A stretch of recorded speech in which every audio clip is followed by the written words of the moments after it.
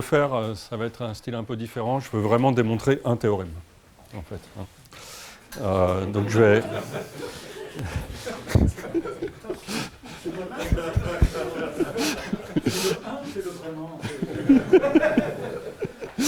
Ce que je veux dire, c'est que je ne veux pas vraiment introduire d'outils nouveaux. Je vais utiliser ce que Antoine et Jérôme ont introduit.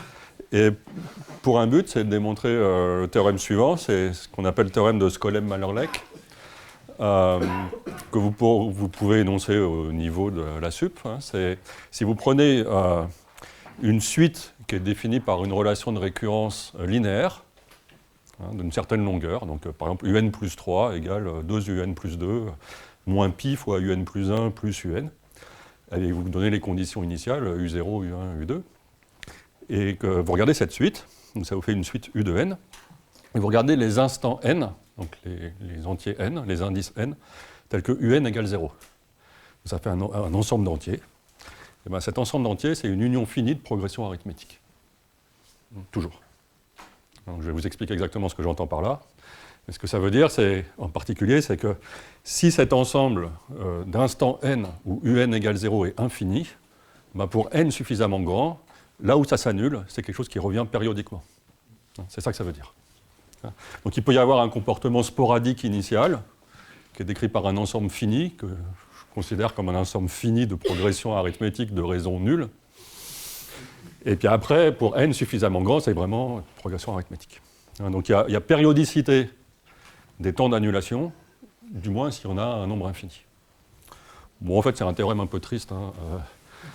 C'est pas ça le théorème. Le théorème, c'est que, en général, ça s'annule qu'un nombre fini de fois, et que c'est très très spécial quand ça s'annule une infinité de fois. Bon, c'est ça que je veux raconter. Et ce qui s'est passé, c'est que depuis une dizaine d'années, on s'est aperçu que le bon cadre pour ce type d'énoncé, ce n'est pas du tout le cadre linéaire, c'est le cadre polynomial. Donc on va regarder des suites définies par des relations de récurrence polynomiale, en fait certains types de récurrence polynomiale. Et c'est ça que je vais expliquer. Donc je vais me mettre directement dans ce cadre-là. Donc je vais commencer par vous parler d'automorphismes polynomiaux.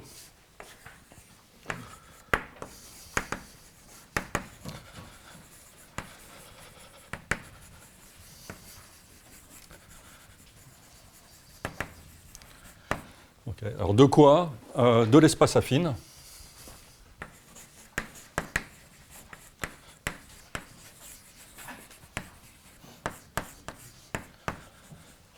Donc M, c'est la dimension de l'espace. A, c'est pour espace affine. C'est le même A que dans la droite de Berkovitch, sauf que Jérôme, il avait A1. Et je vais vous spécifier sur quel corps on travaille dans quelques minutes. Et ce qui m'intéresse, pour commencer, c'est que je vais mettre des coordonnées sur l'espace affine. Et je vais les noter x1, x2, xm. Donc c'est juste l'espace affine de dimension m avec un jeu de coordonnées affines fixé une fois pour toutes. Et je vais introduire la notion d'endomorphisme polynomial.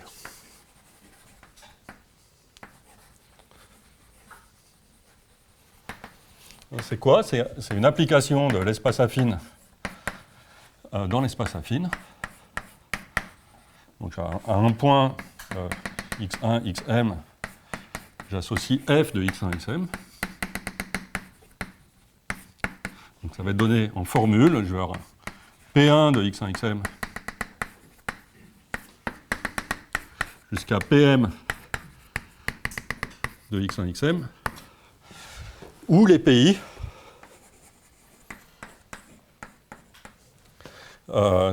sont des polynômes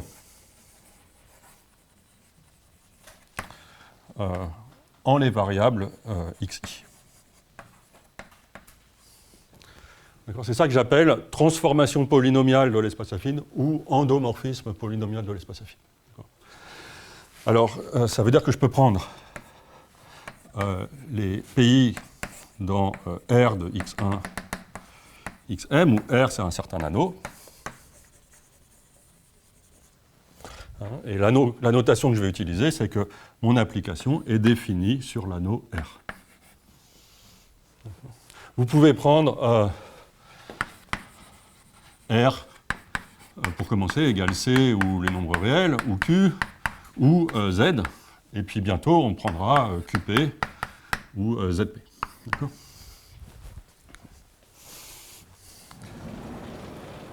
Alors, si vous composez des transformations polynomiales entre elles, composez des polynômes de plusieurs variables, ça reste des polynômes de plusieurs variables. Et donc, en fait, la loi de composition sur les applications donne une loi de composition pour les endomorphismes polynomiaux qui a deux endomorphismes polynomiaux, j'en associe un nouveau par composition. D'accord? C'est bon? Et par ceux qui sont inversibles, je vais les appeler automorphismes.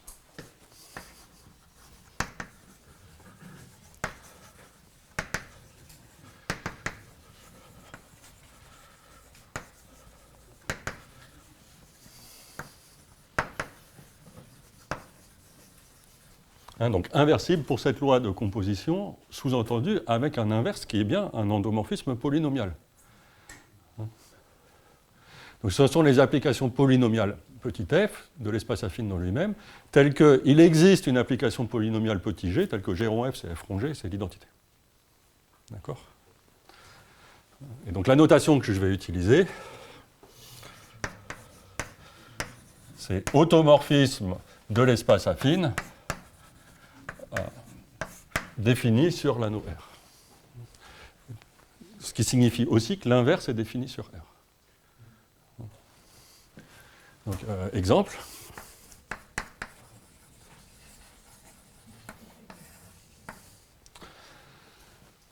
Eh bien, toute application linéaire est un endomorphisme.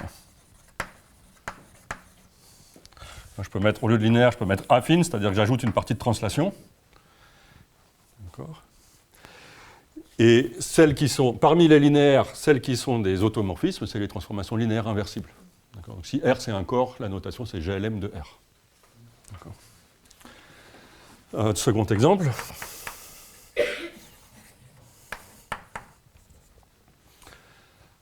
Vous prenez une variable, une seule variable, donc f de x1. Donc, disons que je vais travailler sur C pour faire un exemple sur C. Donc d'une variable.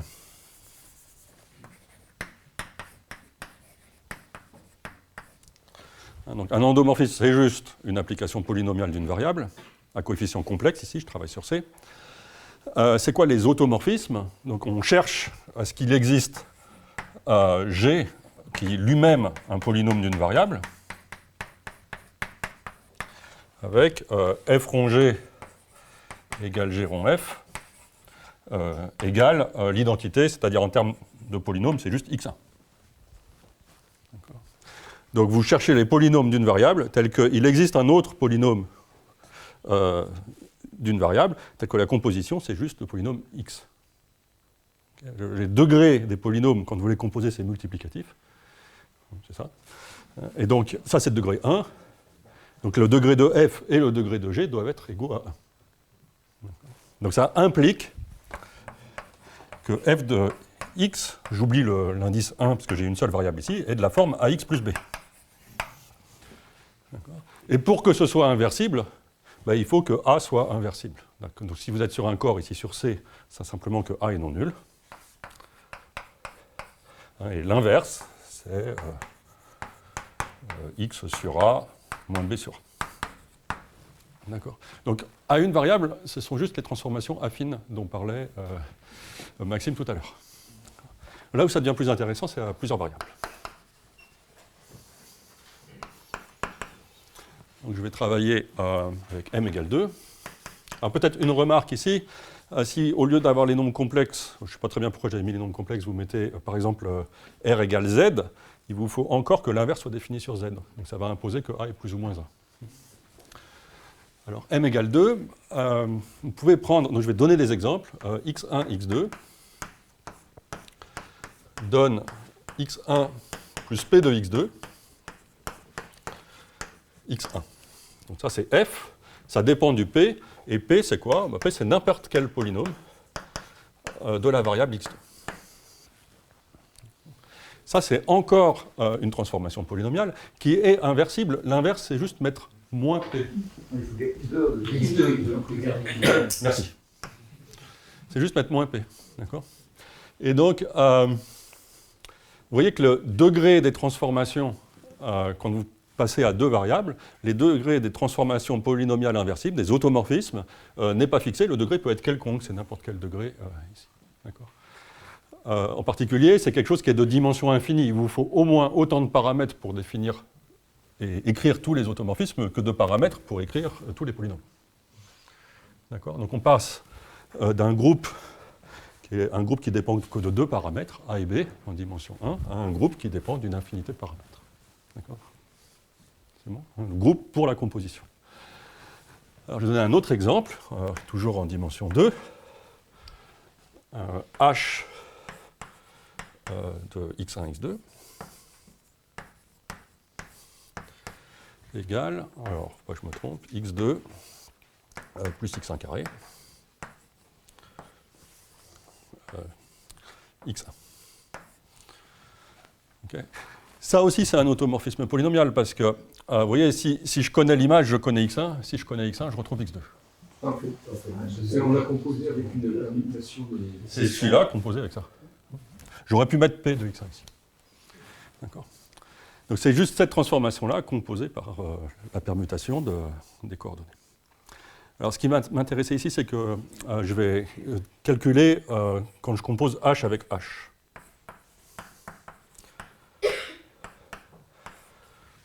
Ok, alors. Donc il faut le faire deux fois. Donc sur la seconde coordonnée, je recopie la première, ça c'est facile. Donc, je prends ça et je le recopie là.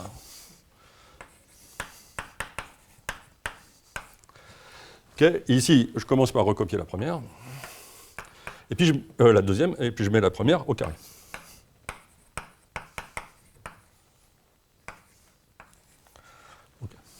Okay, donc là, ce que je veux illustrer, c'est la chose suivante. Ici, le degré maximal que vous voyez, c'est 2.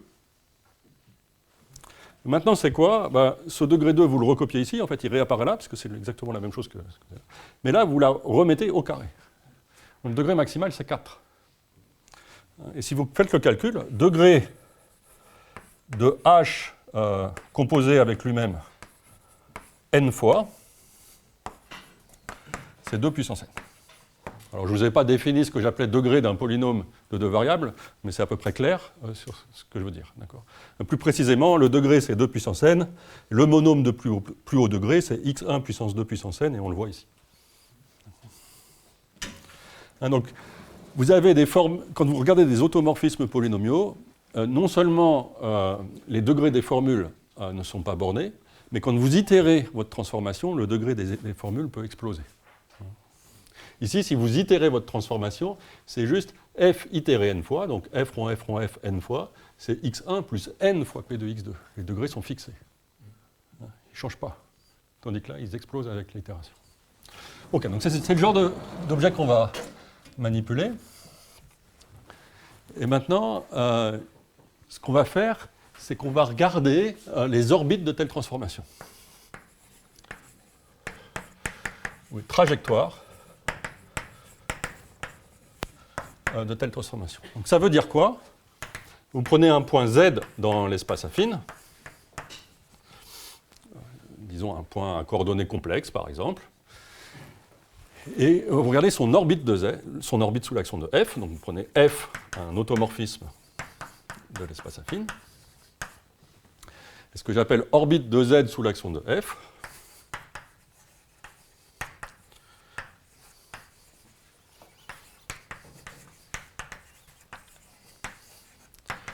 c'est la suite de points de l'espace donnés par, disons, Z0 égale Z, Z1 égale F de Z, c'est-à-dire F de Z0, Z2 égale F du précédent, c'est-à-dire aussi F rond F de Z0, etc. D'accord ? Donc Zn, c'est F itéré n fois de Z.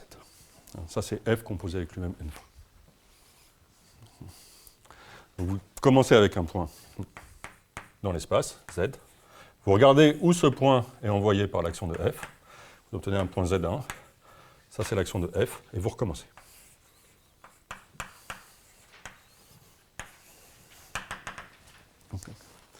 Alors ça, c'est l'orbite en tant que suite, donc paramétrée par le temps n. Vous pensez que le temps s'écoule de manière discrète toutes les secondes. À l'instant 0, c'est l'instant initial où vous êtes à la position z. F vous donne une loi d'évolution pour votre point. Et à l'instant 1, c'est-à-dire au bout d'une seconde, vous avez bougé au point f de z. F de z0. D'accord ? Et puis au bout de 2 secondes, vous êtes en z2, etc. Okay, il y a un autre point de vue sur l'orbite, c'est que vous oubliez la paramétrisation par le temps. Vous regardez juste ensemblistement. L'orbite, c'est juste l'ensemble de tous les points que vous obtenez là. Je vais plutôt y penser de manière paramétrée. Une orbite, elle peut être finie ou infinie. Si elle est finie, au sens où l'ensemble est fini, c'est-à-dire que votre orbite est périodique, elle revient au bout d'un certain temps à sa position initiale. On parle d'orbite périodique, et le plus petit temps qu'on met pour revenir à la position initiale, c'est la période.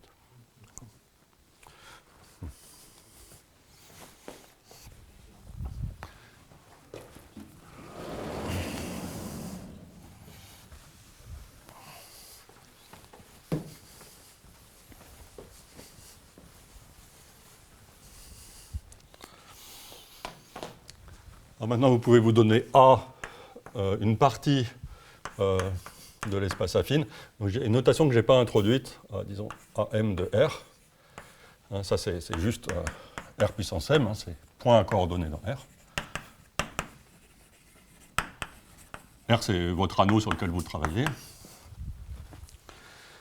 Vous prenez une partie là-dedans, et vous prenez un point Z initial, comme j'ai fait tout à l'heure, et un automorphisme F. Vous pouvez regarder les temps de passage de l'orbite de Z dans la partie A. Passage de l'orbite de Z dans la partie A, suivant la dynamique édictée par F. C'est quoi? C'est simplement l'ensemble des instants n, tels que Fn de Z appartient à A. Donc vous avez une certaine partie dans votre espace, puis vous regardez les instants où Zn est dedans, puis après Zn va en ressortir, Zn va re-rentrer dans A, etc. Et vous faites la liste des instants n où l'orbite passe dans A. Vous ne vous préoccupez pas de la position de Zn dans A, vous vous préoccupez juste de l'instant auquel il passe dans A. Donc ça, c'est les temps de passage.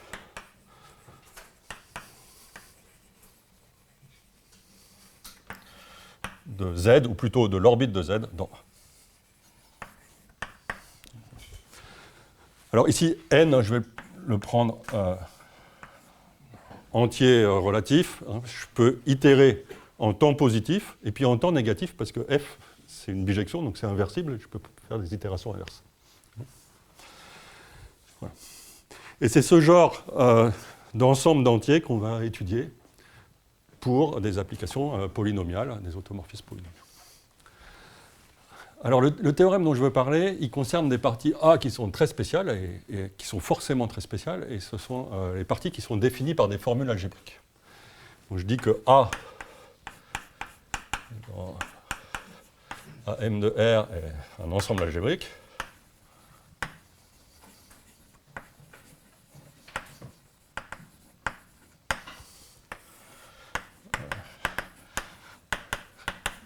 S'il existe des polynômes, donc PI de x1, xm, tel que A, c'est exactement l'ensemble des points Z dans l'espace affine, vérifiant les équations PI égale 0. Okay. Donc je me donne un nombre, enfin une famille de polynômes. Je regarde le lieu où ces polynômes s'annulent tous simultanément. Ça me définit un ensemble que j'appelle ensemble algébrique. Alors ici, je peux toujours prendre une famille finie. Disons, c'est la propriété de Noether dont parlait Antoine ce matin.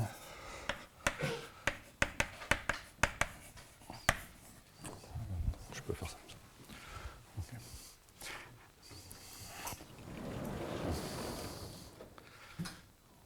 Et donc ce sont les temps de passage dans un ensemble algébrique qu'on va étudier.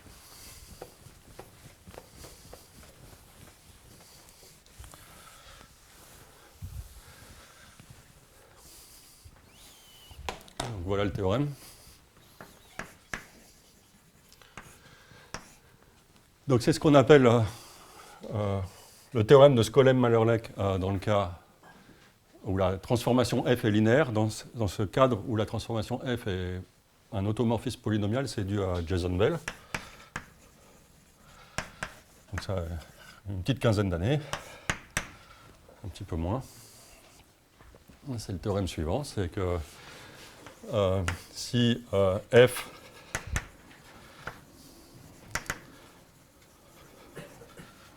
est un automorphisme de l'espace affine de dimension m sur C, Z est un point initial sur C et grand A est un sous-ensemble algébrique du M de C, alors l'ensemble des temps de passage de Z dans A, je devrais plutôt dire Z sur A, parce que A, c'est une sous-variété algébrique, en fait. Suivant la dynamique de F, est une union finie de progression arithmétique.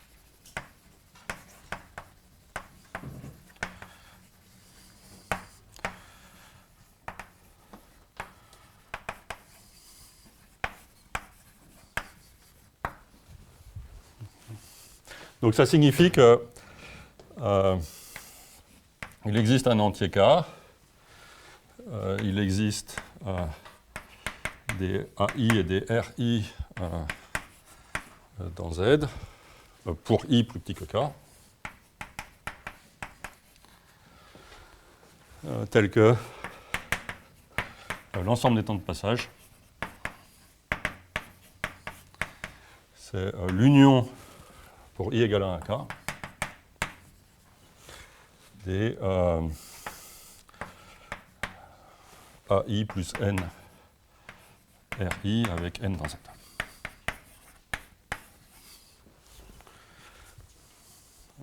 Alors, vous voyez, R, c'est la raison de la suite. RI, c'est la raison de la suite. Si RI égale 0, ça fait juste le singleton AI. Donc j'ai un nombre fini de singletons.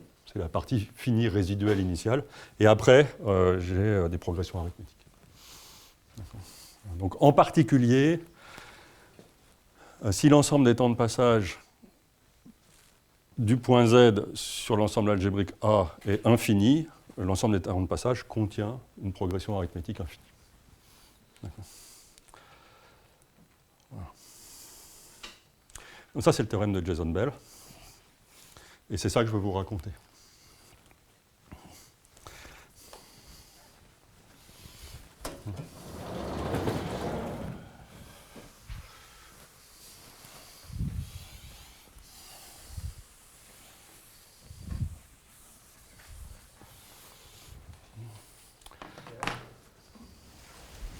Question, ouais. Si F est endomorphisme, c'est faux, c'est pas vrai. Alors, ça c'est une bonne question, j'allais faire les remarques après, mais ça on peut le faire tout de suite. Donc on peut-être faire des remarques avant. Donc, si F est un endomorphisme, au lieu d'être un automorphisme, donc je suppose que c'est une transformation polynomiale, mais je ne suppose pas cette inversibilité au sein des polynômes. C'est vrai en dimension 1 et 2. 1, c'est trivial. 2, c'est un théorème de Junichi, qui est vraiment non trivial. C'est conjecturé que sans doute c'est vrai en dimension quelconque. Mais on ne sait pas bien. Donc ça, c'est vraiment un sujet de recherche actuel, de savoir si on peut faire passer cet énoncé du cadre inversible au cadre non inversible de toutes les transformations polynomiales. Ça, c'est la première chose. La deuxième chose, j'ai mis C ici. En fait, vous pouvez mettre n'importe quel corps de caractéristiques nulles. On va voir tout de suite dans la preuve que ça ne va pas compter, en fait. Mais par contre, caractéristiques nulles, c'est important. Je vais en parler un petit peu après. C'est une remarque à deux balles, mais si c'est un endomorphisme, il faut quand même que tu autorises tes progressions arithmétiques, elles peuvent avoir un début, quoi. C'est pas un truc. Oui, oui, bien sûr. L'autre. Donc, en faisant la remarque à deux balles, je peux introduire une nouvelle notation, c'est plus, et ici je mets n, les entiers positifs au lieu de z. Et si j'ai un endomorphisme, je vais mettre un plus ici, et puis là, je vais mettre n. D'accord? Mais même cet énoncé-là, après remarque à deux balles, eh ben, on ne sait pas le démontrer, à part là en dimension 2. Alors, une autre question. Si tu remplaces l'espace affine par une... Oui, alors, bon, donc pour ceux qui connaissent un peu de géométrie algébrique, l'espace affine, c'est juste pour ne pas vous faire peur. Vous prenez un endomorphisme étal d'une variété algébrique, l'énoncé est vrai, en caractéristique nulle. Donc étal, c'est pour dire que ça se comporte comme quelque chose d'inversible localement. Voilà. Donc c'est ça le but, mais avant de le faire, je vais expliquer le corollaire, qui est celui qui est le plus connu, et qui était démontré avant, et qui d'ailleurs a motivé Jason Bell. C'est le théorème de Skolem-Malorlec, qui est le suivant, c'est que si UN est une suite, alors ici, de nombres complexes, parce que j'essaie de coller aux notations que j'ai prises dans le théorème, définies par une relation de récurrence linéaire,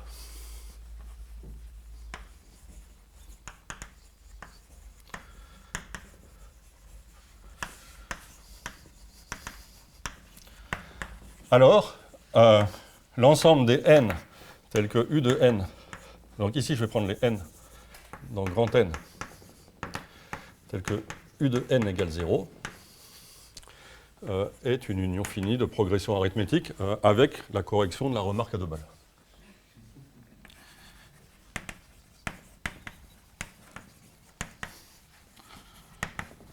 C'est-à-dire les notations en rouge là sur.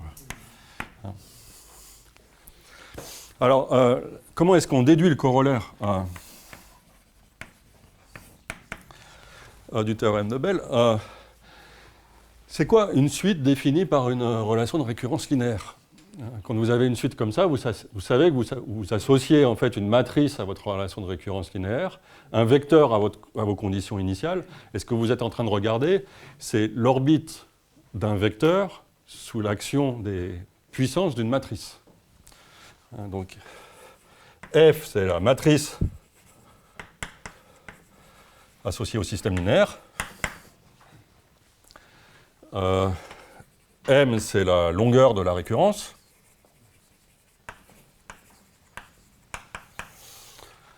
Okay. Et Z, c'est U0, c'est le vecteur U0 jusqu'à UM-1. Alors, il y a une petite différence entre cet énoncé et celui-là, c'est que j'ai supposé que F était un automorphisme. Donc je vais commencer par la supposer inversible. Ok, je vais oublier ce problème en fait rapidement. Et donc je suis en train d'itérer un automorphisme qui est juste une transformation linéaire.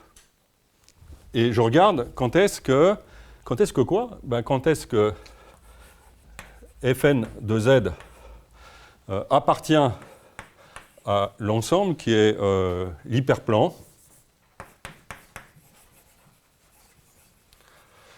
défini par l'équation que la dernière coordonnée est nulle.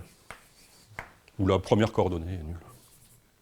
x1 égale 0. Donc je suis en train de regarder les temps de passage de l'orbite d'un point sous l'action d'une transformation linéaire dans un hyperplan. Donc ça c'est mon A. Et je peux appliquer directement le théorème, si la matrice est inversible. Donc en fait, le vrai énoncé qui est derrière, c'est que si j'ai une transformation linéaire d'un espace vectoriel, que j'ai un point initial et que je regarde l'orbite, et à quel instant l'orbite passe dans un hyperplan, et bien cette suite d'instants, c'est une union finie de progression arithmétique. Alors si votre matrice n'est pas inversible, En fait, vous savez, elle n'est pas inversible, elle a un noyau, elle a une image. Donc l'image, c'est un sous-espace plus petit. Puis après, vous prenez l'image de l'image, etc. Et ça vous fait une suite décroissante de sous-espaces. L'intersection, ça vous fait un sous-espace invariant sur laquelle elle est inversible. Et vous vous ramenez à ce cas-là, en fait. D'accord? Ça, c'est pas difficile. Alors, en fait, c'est un théorème assez triste. Je vais vous expliquer pourquoi. Bon, il n'y a pas de quoi pleurer non plus, hein, mais qu'est-ce que ça dit dans ce cadre linéaire? Et vous avez un sous-espace vectoriel, vous avez un point, vous regardez l'orbite du point sous l'action de votre transformation linéaire, vous regardez les instants auxquels l'orbite passe dans le sous-espace. Vous voulez comprendre ces points et ces instants, au moins quand n est assez grand, quand le temps est assez grand. Donc vous regardez tous ces points que vous obtenez dans le sous-espace pour n assez grand. Et vous regardez le plus petit sous-espace vectoriel qui contient ces points. Ça vous fait un sous-espace vectoriel dans votre hyperplan ici. Ben, ce que dit le théorème, le fait qu'il y a des progressions arithmétiques, ce que dit ce théorème, c'est que ce sous-espace, il est périodique. C'est-à-dire que vous avez un sous-espace, il n'est pas invariant par f, il n'est pas stabilisé par f, mais il va être invariant ou stabilisé par le PPCM des raisons qui sont là. D'accord. Donc vous avez trouvé un sous-espace invariant, et en fait, votre orbite, elle passe périodiquement dedans. D'accord. En termes de valeurs propres, ça correspond à dire qu'il y a des rapports de valeurs propres.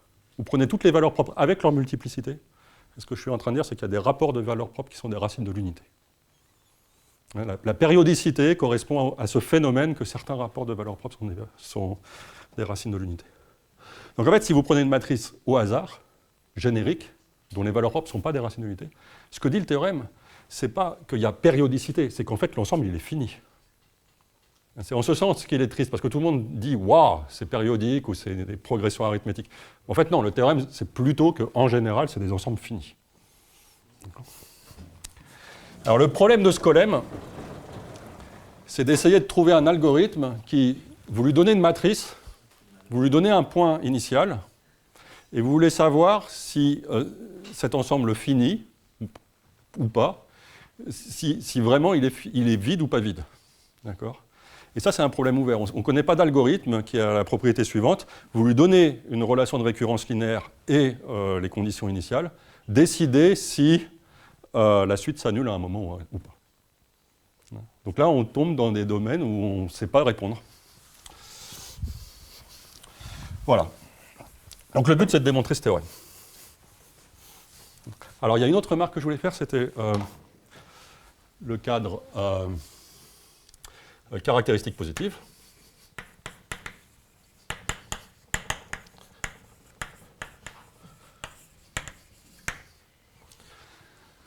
Alors ça tombe en défaut dans ce cadre-là. Je vais prendre un exemple. Je prends la matrice. Donc même la version linéaire tombe en défaut. Donc le corps que je vais regarder,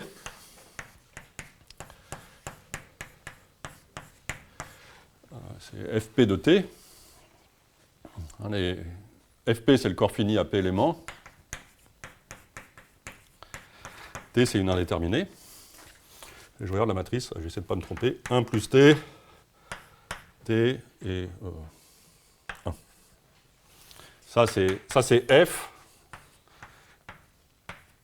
C'est la transformation linéaire donnée par cette matrice diagonale. Donc si j'itère F, c'est juste ça. Et si j'applique f itéré n fois au point de coordonnées 1, j'obtiens quoi? J'obtiens 1 plus tn.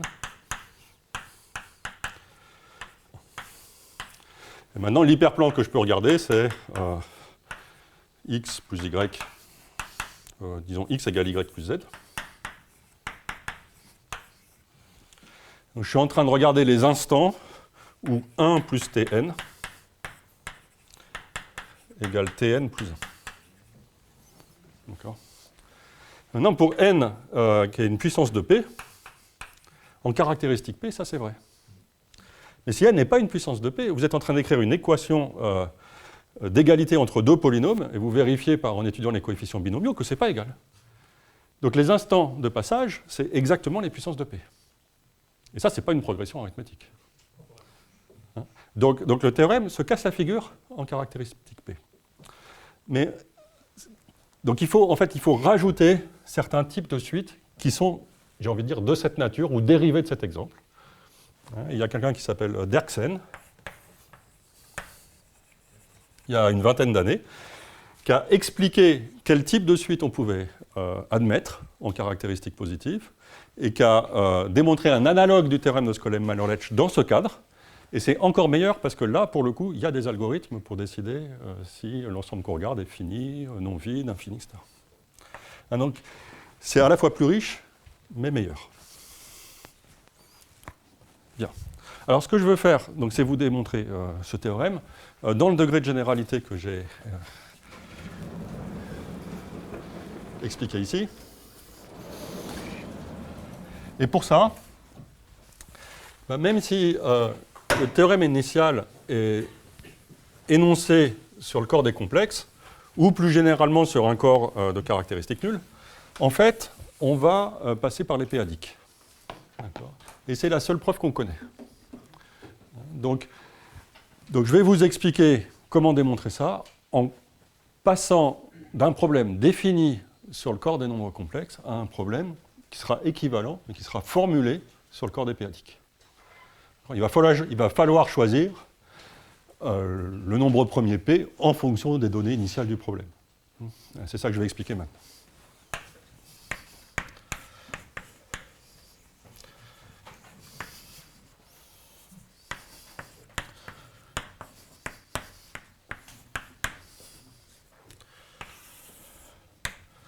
Okay, alors pour faire ça,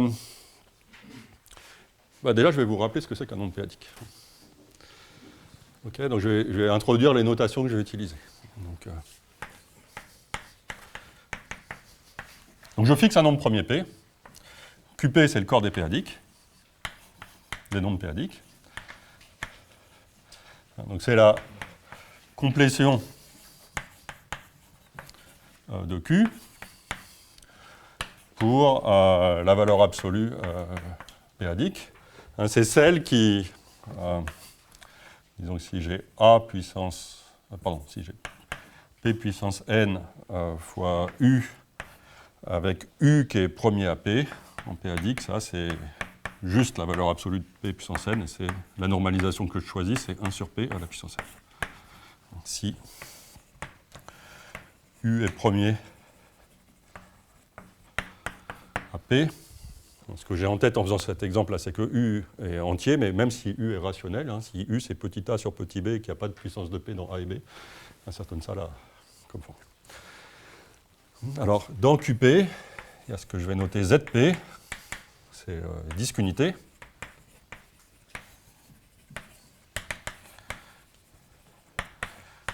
Fermé ou ouvert, c'est pareil. Donc c'est l'anneau de valuation.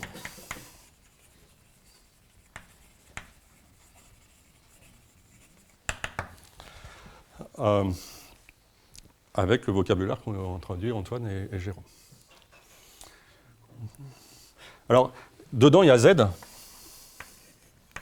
il y a même N, les entiers positifs. Et ça, en fait, c'est un sous-ensemble dense.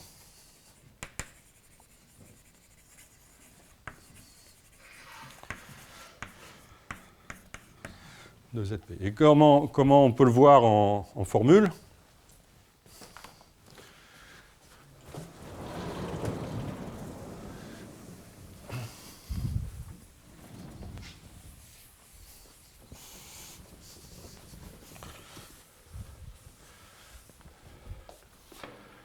Un nombre p-adique x, vous pouvez toujours l'écrire A0 plus A1P plus A2P2 comme une série a priori infinie, où les AI, je peux les prendre entiers entre 0 et P-1. D'accord ? Tout nombre entier se décompose comme ça avec une somme finie. Quand je complète par rapport à la valeur absolue p-adique, je peux laisser cette somme tendre vers l'infini. Comment est-ce que j'approxime x, qui est un nombre p-adique, par un entier ? Je tronque. Ça me fait un entier. Et ce qui reste, c'est petit, parce que c'est divisible par p puissance n plus 1. quelle tête a le disque unité. Donc je vais faire un dessin, disons pour P égale 5.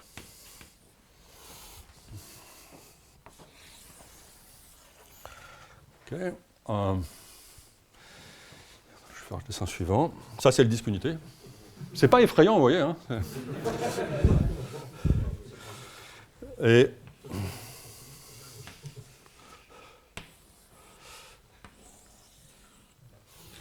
ça, c'est les éléments dans mon disque qui sont rangés suivant la valeur de A0.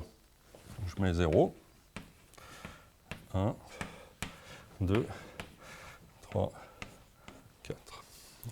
Parce que je suis modulo 5. Si je n'ai pas la même valeur de A0, la différence, ça fait un A0 qui est non nul. Et donc mes deux points, ils sont à distance 1.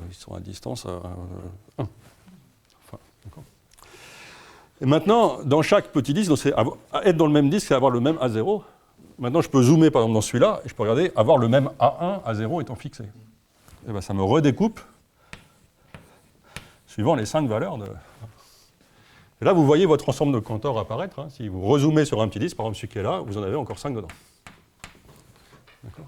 Donc c'est ça le disque péadique. Et je ne vais pas avoir besoin de faire ce que faisait Jérôme, je ne vais pas avoir besoin de remplir les trous que vous voyez entre ces choses.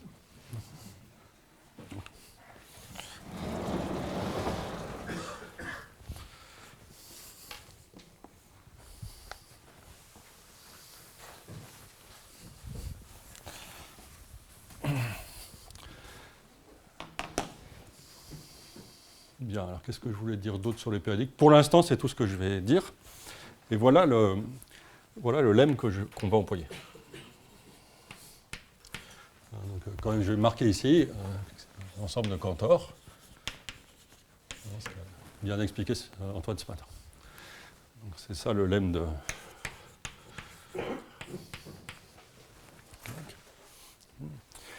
soit K...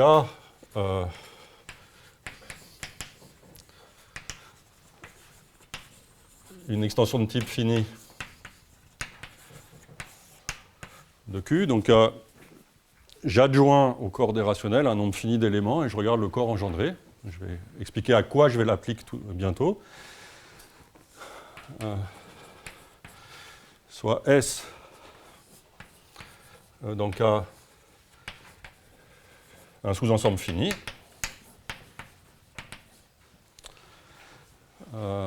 Il existe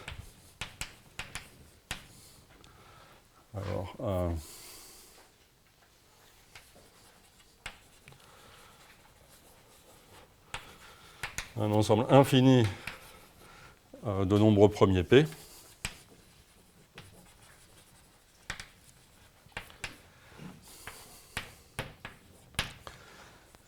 Tel que on puisse trouver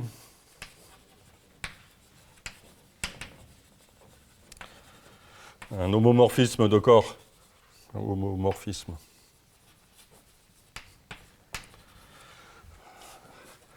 iota du corps K dans QP injectif. Donc un plongement du corps K dans QP, tel que iota de S, la valeur absolue péadique de ça, c'est 1 pour tout S dans le grand S qui n'est pas nul. Okay.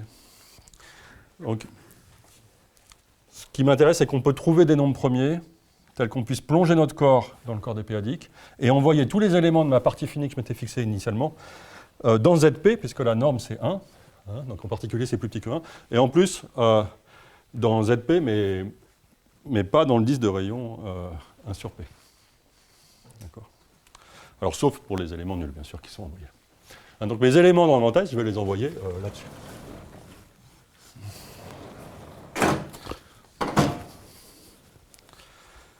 Alors, ici, j'ai écrit ensemble infini. Ce qui va m'intéresser, c'est juste qu'il y en ait un dans la pratique.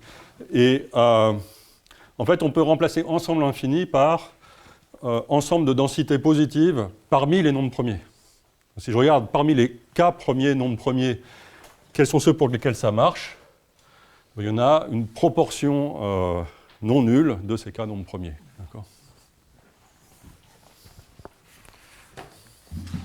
Alors, je ne vais pas vous faire la preuve complète du théorème, enfin de ce lemme. Je vais vous expliquer comment ça marche sur 2 exemples. Et avant, je vais vous expliquer à quoi je vais l'appliquer.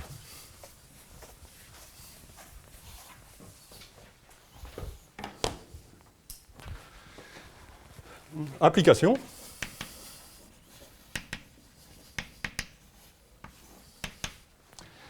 Je l'appliquerai de la façon suivante. Je vais prendre les données de ce que je viens d'effacer. Donc,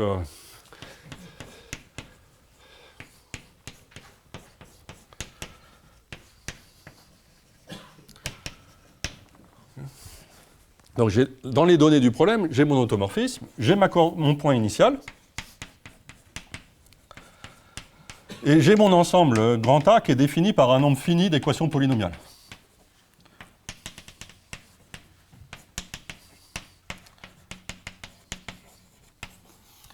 Okay.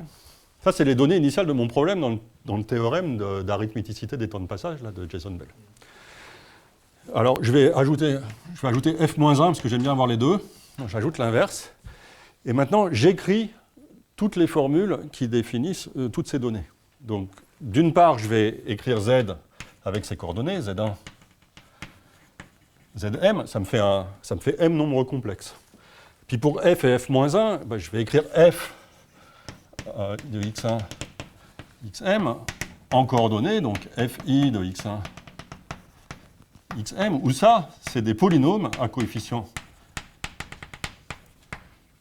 complexes. D'accord ? Donc ces polynômes, en m variables, ils ont un nombre fini de coefficients non nuls. Donc j'ai un nombre fini de coefficients qui apparaissent, et je les ajoute à mon panier. Donc je mets d'abord les coordonnées des ZI, puis les coordonnées, les coefficients de ces polynômes. Et je fais la même chose pour f-1. Et puis après, je fais la même chose pour les équations de A. Donc j'écris tous ces coefficients, ça me donne un nombre fini de coefficients, je les mets dans mon panier, je l'appelle S. D'accord ? Et donc le lemme, il me dit que... Alors, maintenant, le corps que je regarde, c'est le sous-corps de nombres complexes engendré par tous ces coefficients. Donc S, c'est les coefficients des FI, pareil pour l'inverse, et des PI. Et j'ajoute à ça les ZI. Ça, c'est mon ensemble S. Et K, c'est un sous-corps de C. C'est Q auquel j'adjoins tous les coefficients S. Et maintenant, j'ai une extension de type fini parce que c'est engendré par un nombre fini de coefficients. Et j'applique le lemme à ces données-là. Et donc, je trouve un homomorphisme injectif, donc un plongement du corps Q de S dans un corps péadique QP qui envoie toutes les données non nulles ici, tous les éléments non nuls de S dans ZP. Enfin, même dans ZP module 1.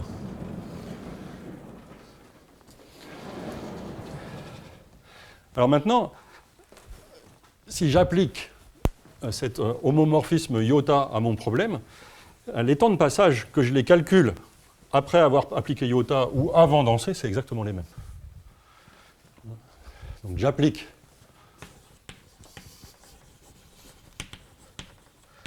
iota qui va de K dans QP à toutes les données.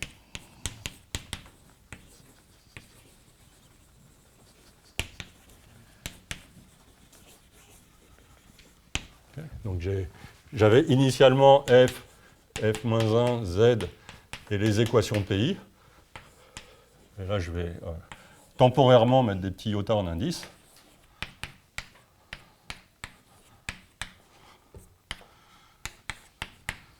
Ça veut dire quoi? C'est que je regarde les mêmes formules polynomiales, mais simplement après avoir appliqué iota aux coefficients. Ou alors après avoir appliqué iota aux coordonnées de Z. Ben, les temps de passage de Z dans A c'est la même chose que les temps de passage pour cette nouvelle transformation définie sur un nouveau corps, d'un nouveau point, dans un nouvel ensemble algébrique. Okay. C'est exactement le même ensemble. Je suis en train d'écrire des équations algébriques que j'applique à un homomorphisme de corps ou pas, ça ne change rien. Donc le problème initial qui était posé sur C équivaut à un problème posé sur QP. Et c'est sur QP qu'on va le résoudre. C'est clair ? C'est le truc principal. Il faut avoir compris. Bien, alors maintenant, je vous explique comment on monte le lemme.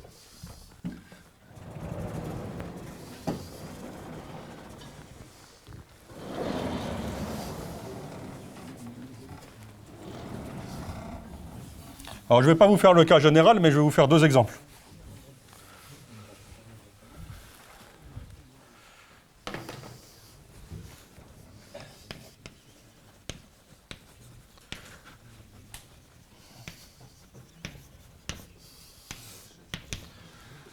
Okay, c'est quoi le cas 1? C'est vous prenez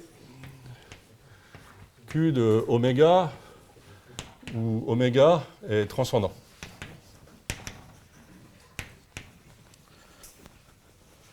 Par exemple, vous prenez oméga égale pi.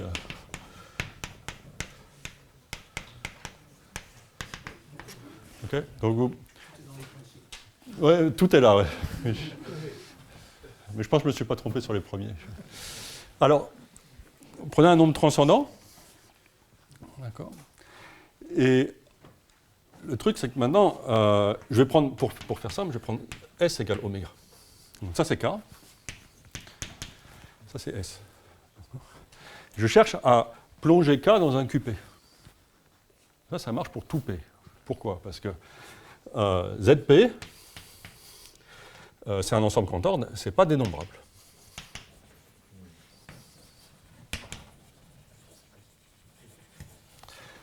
Les nombres dans QP qui sont algébriques sur Q, qui vérifient une équation polynomiale à coefficient entier, ça fait un nombre dénombrable de nombres péadiques.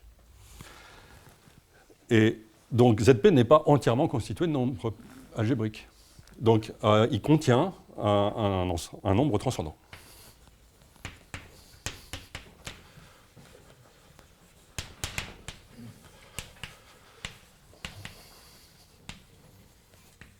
Il contient un bêta qui ne vérifie aucune équation polynomiale à coefficient entier non trivial. Et ce qu'on fait, c'est qu'on envoie... donc iota, c'est l'homomorphisme qui envoie oméga sur alors 1 plus p fois bêta. D'accord. Je prends un nombre transcendant, peut-être qu'il est de... C'est un nombre péadique transcendant. C'est un nombre péadique, mais en plus, ce nombre péadique ne vérifie pas d'équation polynomiale à coefficient entier non trivial. Pour certains P, racine de 5 est dans P. Et dans, pardon, pas dans P, mais dans ZP. Donc, maintenant, j'envoie ce nombre transcendant sur celui-là. Et pourquoi j'ai fait 1 plus P fois bêta? Pour être sûr que ça, c'est de valeur absolue 1. Enfin, peut-être que celui-là était de valeur absolue plus petite.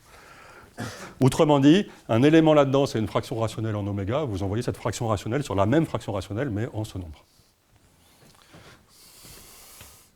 K2. Maintenant, supposons que K, c'est Q de Xi, où Xi est algébrique sur Q.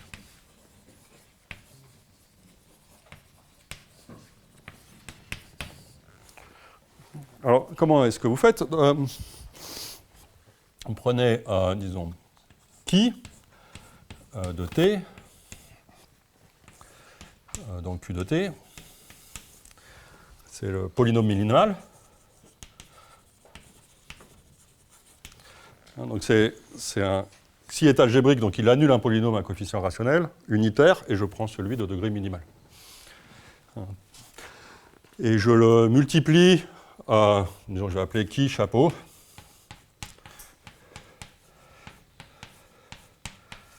Z de T, je le multiplie par un entier pour qu'il n'est plus unitaire, mais il est à coefficient entier maintenant, et le PGCD des coefficients c'est 1. D'accord? Donc ça, c'est mon polynôme. C'est quoi le lien entre ce polynôme minimal et mon corps?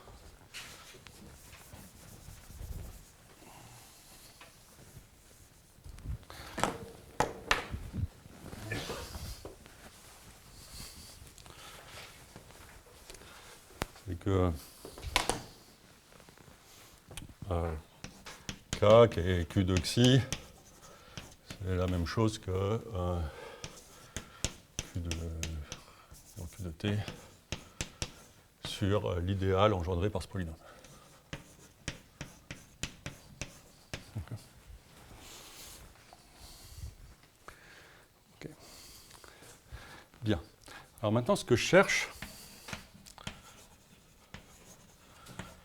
on cherche un P tel que quoi? J'aimerais trouver un homomorphisme de mon corps dans QP, donc je veux envoyer xi sur quelque chose dans QP. Et ce quelque chose, initialement, il vérifie cette équation qui chapeau de xi égale 0. Si j'applique mon homomorphisme iota, sur les entiers, ça doit envoyer l'entier k sur l'entier k. Et donc ça doit envoyer qui chapeau sur qui chapeau. Et donc l'image de xi va encore être un nombre algébrique qui va vérifier la même équation polynomiale. D'accord ? Donc je cherche dans QP ou dans ZP un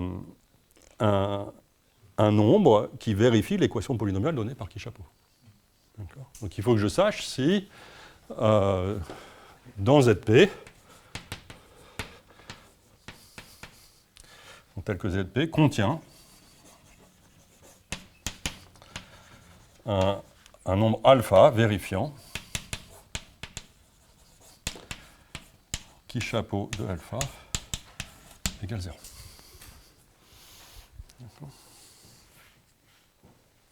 Alors, première approximation.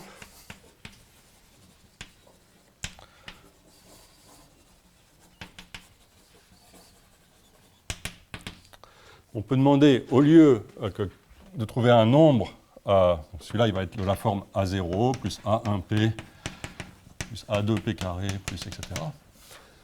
Au lieu de chercher un nombre p-adique qui vérifie ça, on peut commencer par regarder ce qui se passe modulo P. C'est-à-dire à l'ordre 1, quoi. Ou même plutôt à l'ordre 0.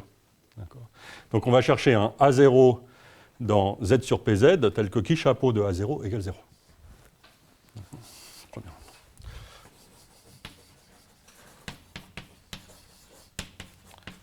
Donc, qui chapeau, c'est un polynôme à coefficient entier. Je peux le réduire modulo P. Et ce que je veux, c'est que qui chapeau de T est une racine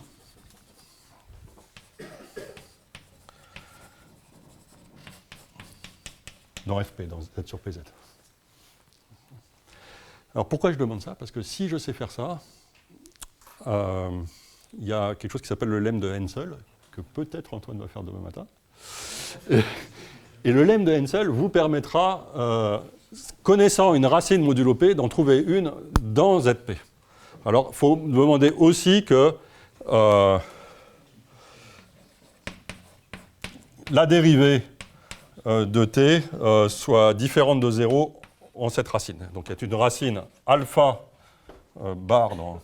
Et ça, je veux que ce soit différent de 0. D'accord ? Donc le problème que je me pose, modulo la connaissance du lemme de Hensel que vous aurez demain matin à 9h30, eh bien, ou 45,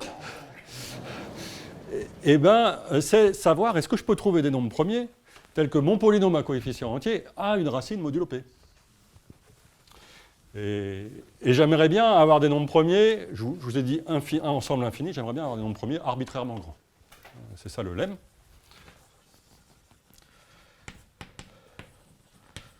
Soit, je vais l'appeler Q de T dans Z de T.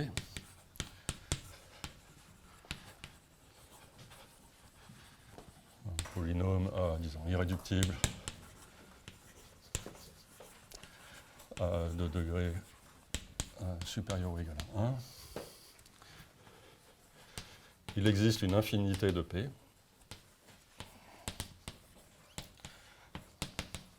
Tel que Q a une racine simple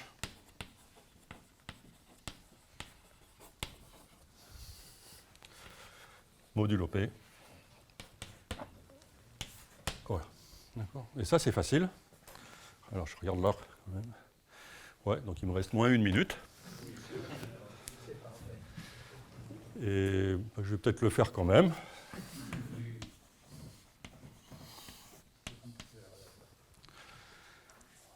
OK. Alors, sinon, ça veut dire quoi?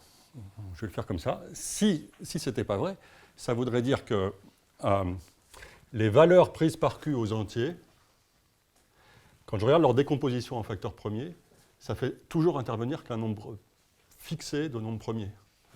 Donc sinon, donc Q n'a pas de racine mod P pour P plus grand qu'un certain entier grand N. D'accord. J'écris P1, PK, les premiers inférieurs ou égaux à grand N. Et je dis que pour tout entier n, Q de n, sa décomposition en facteur premier ne peut faire intervenir que les nombres premiers PI.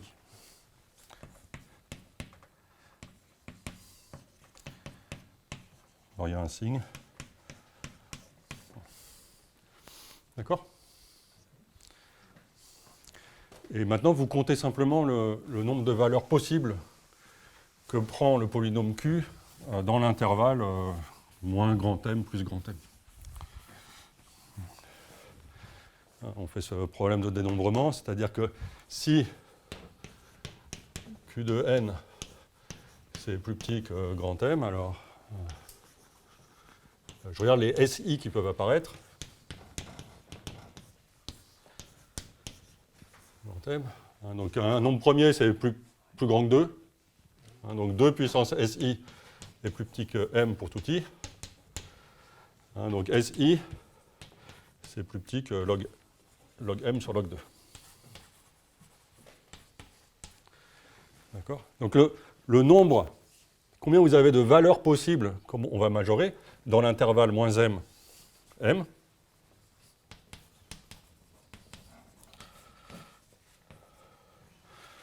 On a au plus, chaque SI est plus petit que log M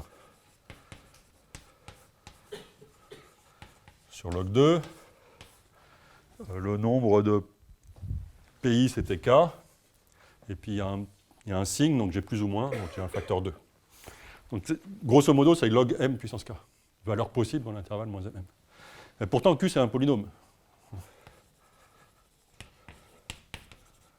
Q de n, ça croît à peu près comme... il y a une constante, disons Q0. N puissance D, où D, c'est le degré de Q. Donc le nombre de valeurs prises, atteintes par Q entre moins M et M, l'ordre de grandeur, c'est plutôt M puissance 1 sur D.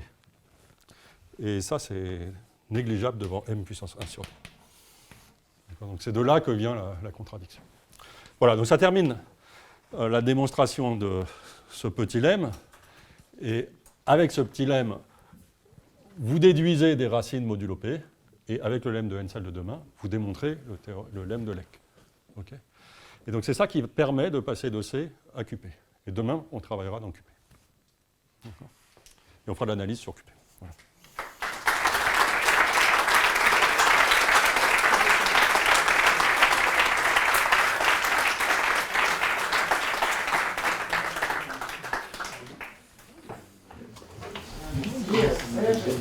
Est-ce qu'il y a des questions? Oui. Juste pourquoi la racine est simple? Ouais, donc ça, je n'ai pas expliqué, mais ce qu'on peut faire, c'est on calcule le discriminant de Q et Q', enfin le résultant de Q et Q', c'est-à-dire le discriminant de Q. Ça vous fait un nombre entier, et vous choisissez P qui est plus grand que ce nombre entier.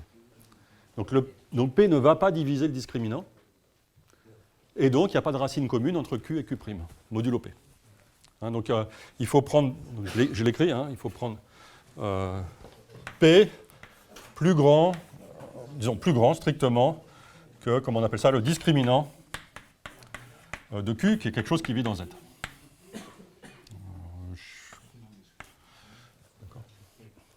Et avec ça, vous n'avez pas de racine commune. Donc c'est pour ça que, pour faire ça, c'est pour ça que je me suis dit, on va prendre P assez grand. D'accord. Et donc en fait, du même coup, on démontre qu'il y a une infinité de P qui marche. Excusez-moi, j'ai bien un truc que je n'ai pas compris. La condition sur que la valeur absolue de I de S peut être égale à 1. Pour les algébriques, ça ne posait pas de problème, là ça ne pose pas de problème non plus. Pour les transcendants. Pour les transcendants, ça ne pose pas de problème. Ah oui, alors là, je ne m'en suis pas préoccupé. Donc, il faut... qu'est-ce que je dois dire? C'est-à-dire que la racine en FP, elle est non nulle, non? Comme ça, le problème de il faut que Q ne s'annule pas à l'origine. Donc, comme j'ai un polynôme irréductible, je sais que ça ne s'annule pas à l'origine sur Z, donc je vais écrire quelque chose du genre le PGCD entre Q et T, c'est égal à 1, et j'écris ça et je le fais modulo P, ça marche, quoi. Donc il y a une petite chose à rajouter là, effectivement. En fait, je l'ai oublié parce que la preuve plus générale le traite automatiquement. En fait, je l'ai caché dans le discriminant. Je peux enrichir mon discriminant pour m'assurer que la racine que je calcule n'est pas 0 modulo P. Mais c'est une bonne question. Il y a une variante de la preuve inspirée de la preuve de Phi de l'existence d'une infinité de nombres premiers. Tu calcules juste Q en un entier assez grand bien choisi dans lequel tu as mis. Tu calcules Q de P1TK. Et tu prends un facteur premier de Q de P1TK. Et quand tu regardes la gueule de Q, c'est forcément premier à P1TK si les coefficients. Ah oui, mais il faut faire un calcul. Ouais, mais là, c'est... je veux dire, il faut faire un calcul exact. Il faut comprendre les relations de divisibilité. Mais ça, moi, je ne comprends pas, moi. Ce qui est malheureux dans ce sujet, mais ouais, non, mais je suis d'accord, je vois ce que tu veux dire.